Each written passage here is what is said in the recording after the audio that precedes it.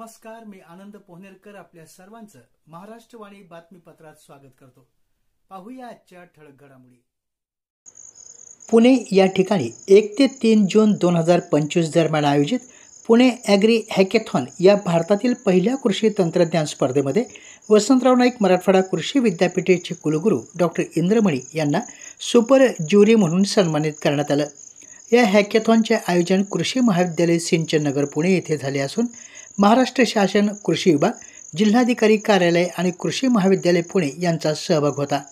यामध्ये 550हून अधिक स्टार्टअपनी सहभाग घेतला. त्यापैकी 150 निवडण्यात आले. हॅकेथॉनमध्ये स्मार्ट शेती, हवामान अंदाज, मातीचं आरोग्य, जलव्यवस्थापन आदी विषयावर स्पर्धा घेण्यात आल्या.